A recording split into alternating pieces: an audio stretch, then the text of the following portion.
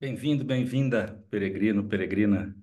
Essa aqui é uma sessão que a gente está fazendo de perguntas e respostas, porque é muito importante a gente falar, respondendo, né? Usar a palavra para responder as perguntas. Então, o modelo que a gente está testando aqui, ele vai ouvir algumas vezes. Se você tem dúvida sobre o Caminho de Santiago, deixa aqui abaixo, deixa também o estado ou a cidade que você é, porque nas outras lives ou gravações eu vou entrar com a sua resposta aqui. Então, não deixa de seguir esse canal aqui. Deixa um like nesse vídeo, porque ele é importante para as pessoas. E quando eu falo em informação falada, tem que entender que ele é bem mais de fácil compreensão do que escrever. O escrever fica uma coisa meio seca às vezes, é por isso que a gente está buscando isso. A gente tem muita pergunta dos peregrinos e eu vou abranger alguns assuntos aqui, muitos deles estão na mentoria. Essa plaquinha aqui do o Caminho Santiago Português, em homenagem à mentoria que foi lançada agora, para quem está se preparando. Então, eu vou deixar um card aqui em cima, vai ficar um izinho marcado aqui nessa lateral para cima aqui, e você acessa aí o nosso site, você vê sobre as mentorias, tem uma explicação de como funciona, a gente tem reuniões fechadas também, conteúdo bem legal. E essas dúvidas elas saem exatamente das lives nossas, dos contatos com peregrinos. Tem coisa que as pessoas realmente perguntam, e eu quero entrar nessas respostas com você aqui e poder dar uma dimensão do Caminho de Santiago em cima dessas respostas. Já foram enviadas para a gente uma, duas, três, quatro, cinco, seis, sete perguntas aqui que a gente selecionou para esse primeiro módulo. E se você quiser ir direto a essa dúvida que você tem, você vem aqui para baixo e tem a na temporização aqui, já vai ter direto para você ir, para você às vezes não ficar ouvindo tudo, ou então se você vai fazer uma caminhada ou vai estar cozinhando, fazendo alguma coisa que deixar esse vídeo tocando aqui, é uma boa também, tá? Esse canal é o canal da associação, eu sou o Guilherme, sou atual presidente da Associação Internacional que tem conselheiros, fundadores que são hospitaleiros da Espanha, presidência de associação da Espanha. Então, o que a gente fala aqui é uma realidade do Caminho de Santiago desses últimos 20 e tantos anos. O Caminho de Santiago tem mudado bastante. Tá? Então, vamos lá, vou tentar dar uma iluminada nisso, né? Algumas vezes que tiver algum link importante, eu aviso para vocês para complementar essa resposta. Tá? E vamos iniciando, porque vamos ver se eu termino rápido também isso aqui, né? Vamos ver se eu consigo passar pelos assuntos todos que colocaram aqui para mim, tá? A Jacimar, do Rio de Janeiro, me pergunta sobre remédio para o caminho de Santiago, que remédio que eu levo para qualquer caminho e tal. Isso é uma coisa muito pessoal, porque tem coisas que são controladas, que você leva, sempre bom, como eu falo, levar com a receita tua, não é porque vão te impedir de você entrar na União Europeia, né? Portugal, Espanha, ou quem entra pela França, é porque para você comprar esse remédio, se você perder lá, você precisa de uma receita médica e precisa que o médico dê essa receita para você lá. Você não compra ela direto na farmácia, mesmo que seja alguma coisa que, como medicamento para pressão no Brasil, que não tem controle, lá é um pouco diferente. E o antialérgico talvez seja o mais importante medicamento que você leve lá, por questão de pólen, por questão de a gente estar num país diferente, onde comidinhas, insetinhos a gente não conhece ainda. É interessante porque falando é diferente de escrito isso, tá? Então, essas dúvidas que se tem sobre, o meu primo comprou o remédio lá na farmácia e não pediram nada. O seu primo comprou esse remédio lá, mas a lei não é essa. Então, quando algum peregrino não consegue fazer isso lá igual fizeram, as coisas ficam um pouco complicadas. Então, não se esqueça da sua farmácia, lógico que os relaxantes musculares, as suas pomadas, elas entram também, mas o mais importante disso são os remédios controlados, não existe nenhuma restrição. Já passamos por todos os tipos de medicamentos, já atendemos mais de 3.000 peregrinos que estavam indo para o Caminho de Santiago nesses últimos anos, e nenhum deles teve problema com nenhum tipo de medicamento lá. Mas eu reforço sempre para você não esquecer o Jacimar do anti-histamínico, do antialérgico, tá? Principalmente pelos chinchezinhos lá que podem aparecer. Vai que você tem alergia a isso, tá bom? Espero que tenha compreendido essa dimensão do que só colocar uma listinha de remédios para você levar ou não levar. Outra coisa, qual caminho escolher? Ana Lúcia Gouveia, de São Paulo. Ela pergunta que caminho escolher, né? E geralmente, então eu falo para vocês que as pessoas escolhem entre caminho português e caminho francês, geralmente, né? São caminhos que são rotas mais conhecidas. Eu vou lembrar que todos os caminhos derivam do caminho francês, tá? Todos os caminhos são de acesso a Santiago. O caminho francês tem uma história de formação diferente. Um dia a gente ainda vai fazer uma live maior, um encontro maior sobre as origens do caminho de Santiago. E eu tenho certeza que são bem diferentes, né? A cristalização, a datação, e quando esse caminho é escrito, ele é bem diferente do que a gente imagina. A gente tem que ter a cabeça muito aberta para entender o que é uma das regiões de maior sincretismo religioso da era moderna, da Baixa Idade Média, do ano 1200 para frente, que se conhece hoje. O Caminho de Santiago é uma coisa muito esquisita. Então, escolhendo o caminho, a primeira coisa, então eu quero te dar uma resposta inversa nisso aí. Nunca escolha o teu caminho pelo tempo que você tem. Você pode até fazer isso aí, mas com uma certa consciência. E esse é um tema que a gente fala muito em mentoria. O caminho português é dito que é um caminho mais curto que sai do Porto e vai a Santiago. É verdade, mas a gente está colocando dentro de uma caixinha. Caminho francês, é um caminho que tem que ter 30 e tantos dias para fazer. Também não é bem uma verdade, porque se a gente voltar na Idade Média, as pessoas não iam a um começo de caminho para ir visitar a tumba do apóstolo, a cidade de Santiago. As pessoas saíam das casas delas. Então, tem peregrinos que fazem caminhos lindíssimos nos últimos 100 quilômetros a Santiago de qualquer caminho. Tem peregrinos que saem dos últimos 300, dos últimos 500, dos últimos 250, ou do Sebreiro no caminho francês. Essa é uma escolha muito pessoal. Geralmente, quem vai ao caminho português tem uma vontade muito grande de conhecer a cultura portuguesa, de experimentar a cultura de dois países diferentes. Ambos são caminhos maravilhosos. Ambos são caminhos que exigem uma preparação bem interessante para você não perder dinheiro, não perder tempo, tá? Nem sempre quando alguém te fala que você vai fazer um caminho em 10 dias, 12 dias, significa que você vai ser 12 dias lá. Então, escolher entre esses dois caminhos é uma escolha muito pessoal. Só diria para você, cuidado com a época que você está indo. Caminho português no inverno, ele é muito úmido. Caminho francês no inverno é muito complicado por causa do frio, há que se agasalhar bastante. Os dois caminhos no verão têm uma intensidade de cansaço diferente, e as épocas douradas geralmente são um pouco mais cheias, mas se preparando para as épocas corretas de clima lá, todo o caminho ele é fantástico de ser feito, é uma coisa, uma experiência muito única. Tá? A escolha desse caminho, talvez ela tenha que passar por um pouco mais de pesquisa. Não cai numa coisa enlatada, cuidado com a agência, cuidado com quem a gente fala que caminho de português é o caminho real, que Santiago pisou. Tá? A gente não tem embasamento histórico para essas coisas. São rotas a Santiago. A única coisa que eu te dou uma dica extra é, se você vai ao caminho português, o caminho francês é o caminho realmente tradicional, é um caminho medieval, é um caminho, a rota do caminho francês, ela passa de 20 mil anos lá, é uma rota frequentada por outras culturas já.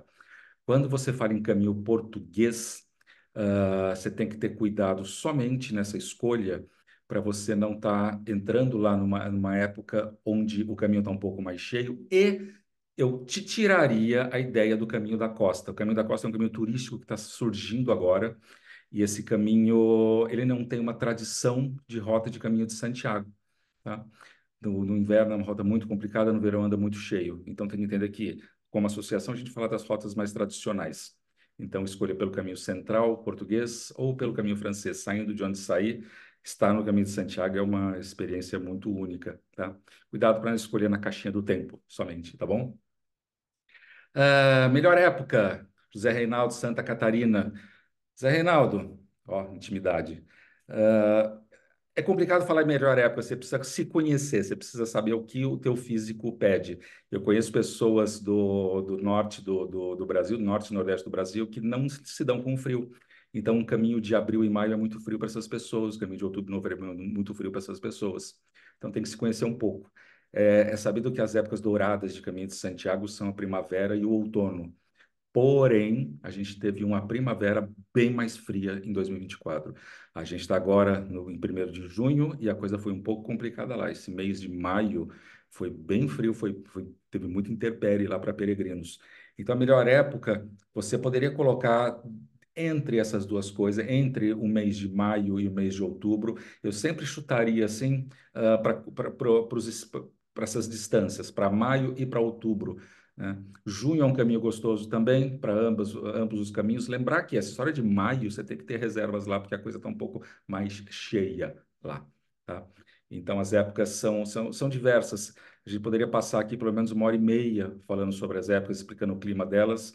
E esse é um conteúdo que eu trato dentro da mentoria, até em reuniões fechadas com os peregrinos, porque é muito extenso e cada um busca um tipo de informação. Tá? Mas a melhor época, ela geralmente primavera e outubro, que os peregrinos gostam mais, elas são bem diversas. Eu sempre falo que a primavera conversa muito com o inverno e o outono, o começo de outono, conversa muito com o fim de verão. Então, o alto outono, que eu chamo, né, seria a partir de outubro, decréscimo de peregrinos, decréscimo de temperatura, né, e a alta primavera seria depois de maio, é onde você tem um acréscimo de peregrinos também. Mas cuidado que tem épocas críticas nos dois caminhos. Saindo disso, você tem um caminho melhor. Tá? O mês de maio é uma coisa muito complicada nos dois caminhos, principalmente para quem vai o caminho francês, tá bom? Outra pergunta aqui. Janete, da Amazonas, como prevenir bolhas? E lá vai a pergunta que o pessoal exige quase um milagre para a resposta. Tem várias formas. Primeira coisa é você treinar com o teu calçado para ver onde ele vai calejar e entender um pouco ele. Falta d'água atrapalha bastante também. Bater forte o pé no chão também. A questão de bolha é muito interessante, porque vezes de caminho de Santiago que eu tive lá, e desde 2001, os últimos 23 anos eu frequento a região, eu já tive caminhadas com bolhas e caminhadas sem bolhas. Isso é uma incógnita ainda para muita gente. O que você tem que saber sobre bolha é que a bolha ela não te tira do caminho. A bolha é uma coisa assim que ela dói, ela alerta você do que está acontecendo lá, mas a bolha não te tira do caminho. O que te tira do caminho é a tendinite, que geralmente, se você não teve aqui no seu treinamento, e a gente tem um vídeo muito legal com o Marcos Airan, um educador físico que fala sobre treinamento, é muito extenso e talvez um dos vídeos mais importantes que eu já fiz em live junto com ele. O que eu ia falar sobre isso aí no treinamento? Se você não teve bolha no treinamento, nada, e tem bolha lá, você tende a mudar o TG de pisar e ter tendinites lá. Tendinite te tira do caminho. Então lembre-se que a bolha é tratável, ela arde, mas ela não te tira do caminho. Tem como tratar. Quando você pisa errado e se torna tendinite, eu acho que essa é a mais importante a saber. Tá? E não adianta escrever sobre isso, que a gente escreve para os peregrinos, mas eles continuam, às vezes, se esquecendo de tratar uma bolha lá e a tendinite se instala no caminho. Não é uma regra, mas é muito frequente ver isso aí. Quando eu falo muito frequente, são mais de 20 anos que a gente observa esse comportamento de peregrino lá.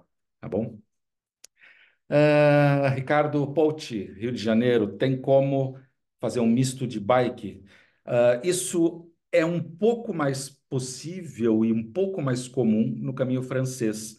Você contacta o Bike Line lá, que é o Acácio, para poder tirar essas dúvidas. As pessoas geralmente usam bike quando querem nas mesetas, que a região compreende Burgos a Astorga, León, Astorga, geralmente Astorga, e fecha uma locação de bike nesse período.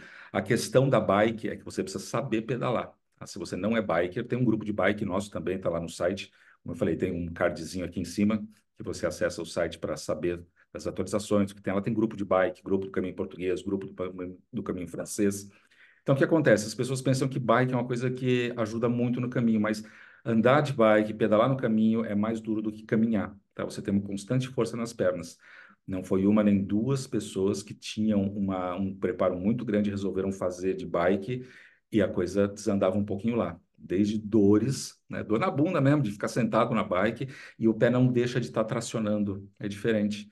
Então, apesar de parecer uma região, as mesetas do caminho francês, muito, mas muito plana, as pequenas elevações, ou algumas, como a colina de Mostelares, está no Google aí, Mostelares, para você ver o que é, são locais que os peregrinos empurram a bicicleta, os bike-grinos empurram a bicicleta. Então, há essa possibilidade de fazer um misto de bike? Mas você tem que calcular sobre isso aí e saber se você consegue fazer essa pedalada, né? Porque são vários dias de caminhada lá e às vezes você se detona um pouquinho mais do que pensava. É uma experiência, não é uma resolução se você está com um caminho mais curto ou tentando ter tempo para o caminho de Santiago que não se encaixa no teu calendário, que é adiantar de bike. Se não é o motivo para fazer de bike, talvez seja mais por uma experiência. Então você pode se detonar, se não for a tua onda, o pedalar no caminho de Santiago. Andréia Pisani, de Recife, qual a etapa mais difícil do caminho de Santiago? Olha, a etapa mais difícil geralmente é a que você começa, porque o teu corpo não está muito acostumado, mas vamos falar tecnicamente, e vocês sabem que eu falo muito dos Pirineus, é uma das etapas mais difíceis que existem no caminho de Santiago, porque isso aí envolve algumas coisas. Primeiro, começo. Segundo, subida. Terceiro, ansiedade. Quando você não sabe, quando a tua cabeça não se acostumou a andar, a caminhar, você não sabe quando é o fim, você imprime muita força. Os peregrinos aprendem o caminho de Santiago com a sequência dos dias.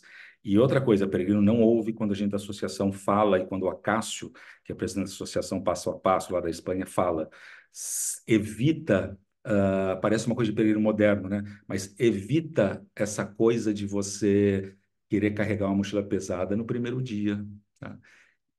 Esse peregrino vai saber, se ele assistir depois, ele vai saber o que aconteceu aqui. Ele me ligou ontem, antes de ontem, de Roncesvalles, falou, Guilherme do céu, o que foi isso? Me promete que as coisas vão ser mais tranquilas por aqui agora, a partir de Roncesvalles. Eu falei, ó, tem mais um dia que é mais montanhosinho aí, mas você pegou a etapa mais difícil. Ainda bem que você despachou a mochila. Ele falou, não, eu não despachei a mochila. Eu falei, mas eu conversei com você, eu falei assim, não se detona no primeiro dia. Eu falei, esqueci, agora eu preciso despachar a mochila e tal, e aquela coisa que a gente sempre avisa, por isso que é importante falar, escrever vai ser menos forte ainda. E contar a história faz você entender um pouquinho o que é isso, não se detone no primeiro dia. Aí eu falei para ele, a questão dos próximos 2 ou 3 dias não é que eles são complicados, é que você vai ter a carga no teu corpo que você gastou nos Pirineus. Então, eu sempre falo, cuidado com a etapa dos Pirineus. Você pode partir em dois, nos dois Albertos, um deles é Orisson, que é muito comum entre os peregrinos. Parta em dois, senão vai com muita calma nos Pirineus. Não tenta cumprir etapa esbaforido, esbaforida lá. Respeita o teu corpo, porque apesar de você, às vezes, conseguir fazer, nossa, cheguei em Roncesvalles, está tudo bem, só estou bem cansado, bem cansada, essa conta é cobrada depois. Você vai começar a sentir mais o teu corpo que você exagerou. Eu acho a etapa mais difícil por causa disso, por causa de aspectos como esse. Então, mas se você tiver cuidado com essa etapa, você tira mais de letra ela. Mas ela é a mais puxada, são quase 27 quilômetros, tem bastante subida, e o Vale de Valcarlos, que é a lateralzinha lá, também não é fácil, também é cheio de ondulações. A Navarra e os Pirineus, aquela região lá, ela é mais montanhosa do caminho. Algumas pessoas têm o Cebreiro como uma das etapas difíceis também do caminho, mas a questão é que, como a gente fala em caminho francês, as pessoas já estão mais acostumadas a andar quando elas estão fazendo um caminho mais distante, chegam no Cebreiro, já tiram de letra um pouquinho a coisa, já sabem respeitar o corpo. Em Portugal, no caminho português, a La Bruja é uma etapa que os peregrinos têm um pouco de receio, parece a bruxa, né? Não, La Bruja é sobre eu vou esquecer o nome aqui, do louro, os loureiros. La Bruja remete ao louro, ao tempero louro, não é bruxa, né? É uma subida maior e a gente sempre aconselha os peregrinos a estarem hospedados perto dela para quebrar esse cansaço. Então, são dois locais de caminhos diferentes, onde talvez o peregrino tenha que ter atenção.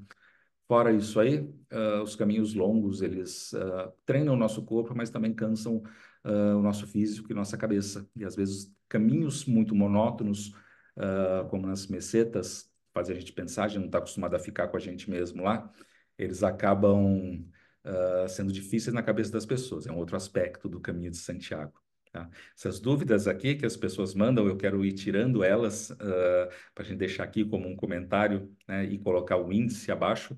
Vou lembrar aqui que o índicezinho lá, o izinho aqui nessa lateral nossa aqui é o acesso ao nosso site.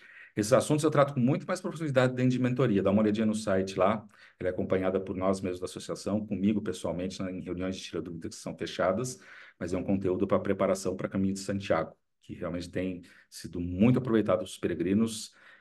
A gente viu necessário isso porque muito problema acontece lá. Esse ano estão acionando o SOS com o Acácio lá, é uma parceria que a gente tem. Esse SOS do Acácio, o SOS Peregrino, já existe há mais de 20 anos, e nós somos a única associação a contribuir diretamente com esse projeto aí.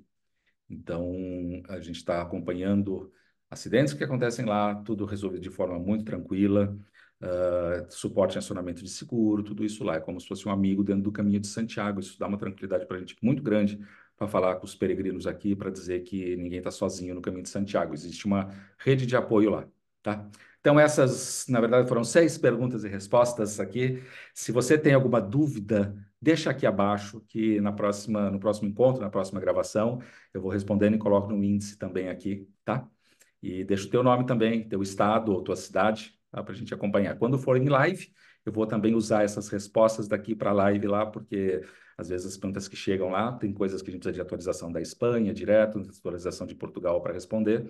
E é uma forma legal da gente estar interagindo e falando, né? Por isso que eu falo que na mentoria, a mentoria é uma mentoria em vídeo, com 60, 70, mais de 70 aulas técnicas, porque o falar é diferente de você ler alguma coisa, é diferente de você ter a impressão de eu falar essa subida é forte, ou falar assim, ó, essa subida é forte por tal coisa, então analise tais coisas, pense de tal forma que, explicando assim, as coisas ficam mais fáceis de entender. Tá? Se você faz parte ou fez parte da mentoria, dá um alô aqui embaixo também, conta como é que foi essa experiência aí, tá? Porque tem peregrino que está muito longe dos centros de informação no Brasil, A gente tem mentorado que está fora do Brasil, no Japão, a gente tem mentorado que está na Irlanda. A mentoria custa menos de meia pizza por mês quando você divide ela. É barato perto do conhecimento que você vai ter e, na verdade, evita com que você fique catando milho pela internet. Tá? A gente fala sobre equipamentos, sobre todos os equipamentos de Caminho de Santiago. E vale uma coisa aí, eu não falo sobre marcas. O dia que você me vê desembrulhando alguma marca aqui para vocês e falando só bem de uma marca, só bem de uma loja, parênteses aqui, quando eu vou na Decathlon, eu xingo os preços lá, e eu também falo bem dos preços, falo mal dos equipamentos, falo bem dos equipamentos. Quando você me vê falando muito, muito bem de alguma coisa, provavelmente eu estaria vendendo essa coisa para vocês e você seria o produto. Então, cuidado com blogs, com sites que têm marcas e patrocínio, porque você não vai ser levado a entender o equipamento que você está comprando e nem ser levado a comprar o mais barato. Como eu falo, sempre existem preços e preços, e eu falo quando o equipamento está mais barato em outro lugar e quando a alteração de preço está muito grande, eu solto a real para vocês e vocês já conhecem da gente. Então, quando você vê um patrocínio de marca em alguma coisa, cuidado, porque você está sendo impelido a comprar uma coisa que você não sabe se é para você. Tá bom?